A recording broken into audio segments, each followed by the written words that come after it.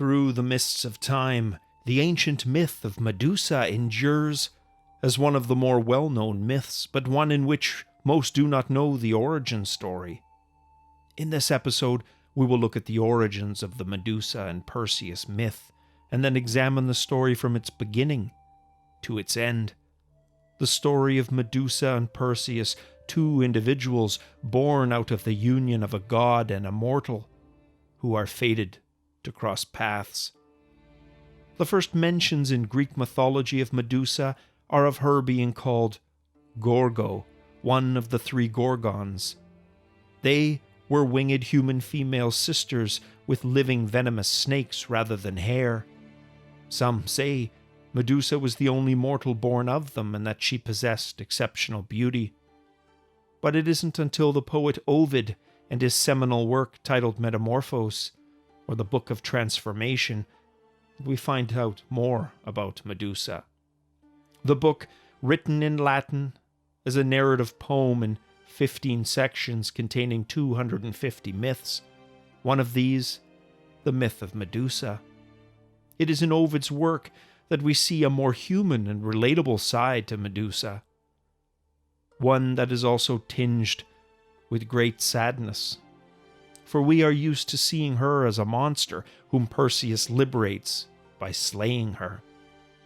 But she was, according to Ovid, a beautiful young woman whose crowning physical attribute was her magnificent flowing hair, one that she was well aware of. Whispers spread among men and women that her beauty was so great that it rivaled Athena herself. Whispers that were soon heard by Poseidon and Athena. She was desired by many suitors who attempted to court her constantly. However, Medusa, as high priestess of Athena, was to stay pure and attend only to her duties as a high priestess. Poseidon, though, was determined to have and possess Medusa, and he made multiple advances as she walked each day along the shore to fulfill her duties at the temple of Athena. Wanting to stay pure as per her oath, she spurned each of Poseidon's multiple advances. This was said to have slowly enraged Poseidon, he, a god, being told no by a mere mortal. In his rage, he justified that he did not need permission, that he could simply take what he wanted. He was a god after all. One day, while worshipping in a temple dedicated to Athena, the god Poseidon spied her. He was instantly enchanted, but chose instead to violate her physically. Athena was outraged that her sacred temple had been violated. She would not lash out at her fellow deity, the violator, but instead with Medusa, who was innocent and had carried out all of her duties asked of her, perhaps guilty only of vanity regarding her beauty and her hair. It is said that Athena, in her jealousy at Medusa outvying her beauty, punished her by turning her beautiful flowing hair into snakes. And if this wasn't enough, she also ensured Medusa would never again be able to gaze upon the face of others. She made it so Medusa's eyes would never again fall upon those of friends, family, or suitors, but instead turn anyone who met her gaze into stone. She would live her life on the mythical mist-filled island of Sarpedon, which was said to exist somewhere between Libya and Turkey, near a coastal town. The oldest sources put this near Kisthene, which is believed to have been off the northwest coast of Turkey and within the then world of ancient Greece. On that island, she would share a lair with her two Gorgon sisters, whom she now resembled. Just as word once spread of Medusa's beauty, it would also spread of her fate. Warriors from all the cities, far and wide on occasion, would think they could defeat her, and thus add to their personal glory. There were those who never found her despite looking and returned, slinking back into obscurity. Then there were those who did find her lair on the mist-filled island, and never returned, for she had added them to the decor of her lair. By the time of Perseus's encounter with her, the lair had accumulated countless men caught in whatever pose they were in when they had met her gaze, some ready to attack, some simply caught unaware, and others who, when faced with their fight or flight reflex, chose flight and failed. All would be trapped as statues for as long as it took the stone they had become to succumb to the ravages of time. That brings us to the mighty Perseus, son of Zeus and a mortal woman by the name of Danae, who was the daughter of the king of Argos. Perseus's grandfather, the king of Argos, had been upset at having had a daughter instead of a son. Consulting the oracle for insight, he was told that he would one day be slain by his daughter's son. In response to this vision of the future, he locked his daughter in a bronze chamber and tucked her away from the sight of others, with only an opening to the sky above. Zeus, enchanted by her, descended in material form, and as a result of a union that followed, Perseus would be born. The king then banished them both to the depths of the sea in a wooden chest. But they would survive, it is said, thanks to the prayer of his mother. They would be rescued by a fisherman who raised the boy as if he was his own.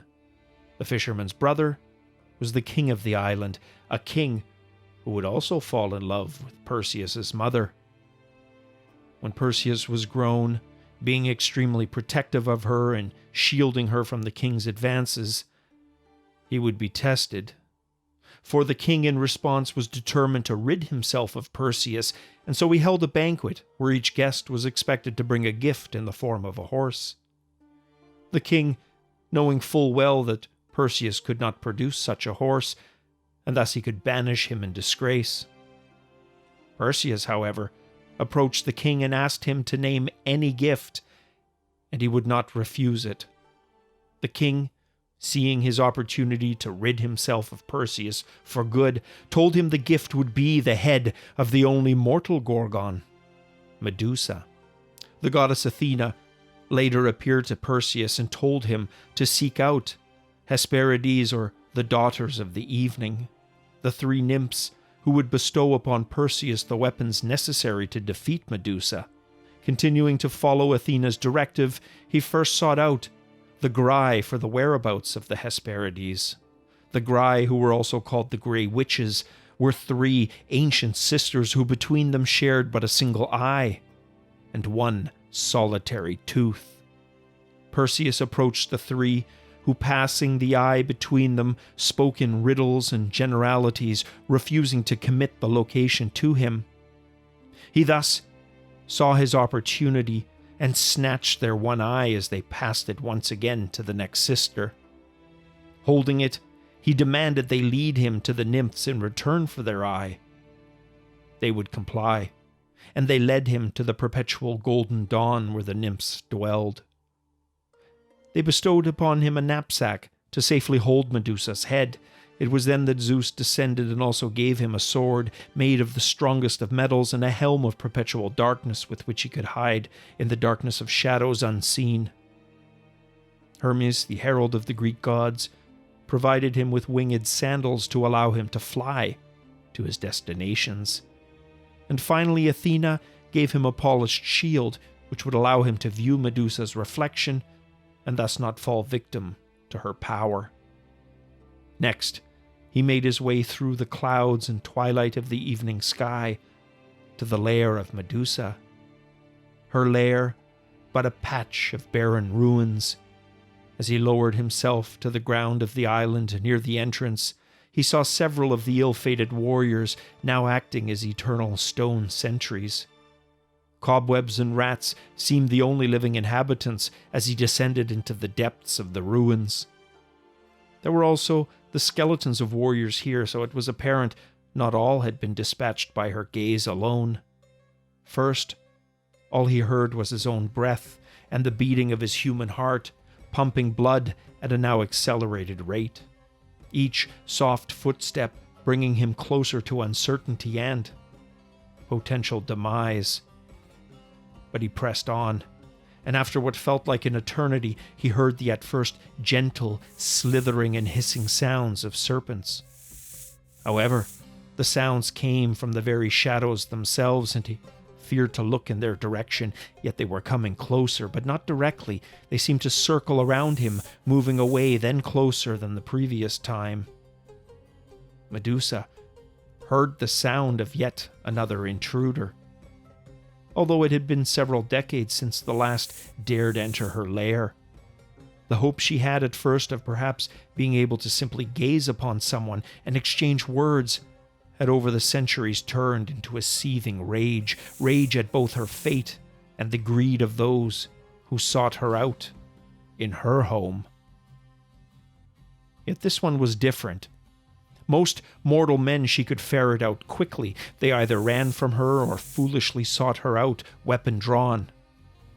Her hearing over the long stretch of time that was her exile here had heightened it to the point she could pinpoint their breath from their feet. And yet this one eluded her. She did have an idea of his general whereabouts.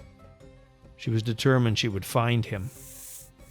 Perseus, sensing her closing in, sought to distract her while he fumbled to bring his reflective shield into position.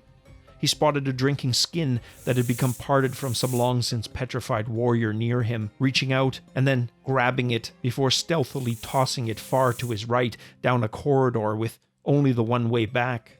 The slithering and hissing moved in the direction of his ruse. He could see the reflected silhouette of her body heading down the corridor, and he braced himself with his shield now in the ready for her return. Medusa knew the corridor where the noise had come from. She knew it well. Many a warrior had run down it hoping to flee her gaze, only to reach its dead end. And theirs. As she neared its end, she realized the ruse for what it was. Now, angered, she turned back to see a sparkle of light in the distance and headed towards it. Perseus huddled with his shield to obscure it from the Gorgon's view as much as possible, and as she neared, the slithering and hissing grew louder, as if he stood above a pit full of vipers desperately seeking their freedom. Medusa now stood above the figure, apparently huddling in fear like so many others had. She did not have to rely on her gaze alone. Her steely grip on the neck of this mortal would be enough to end him and add to the collection of skeletons. Her last image would be that of a flash of brilliant light, perhaps the light of home, so long an unremembered dream. Perseus swung his blade with all his might and separated the Gorgon body from its head. He quickly scooped the head into his knapsack and exited the lair. As he ran towards it, he could hear the familiar slithering and hissing sounds likely of her sisters, then followed by a mournful hiss upon discovering her body. Perseus would live on to accomplish many other deeds that we will cover in another video. But Medusa, now dead, would be committed to mythos, forever the monster, yet guilty only of devotion and a tinge of vanity.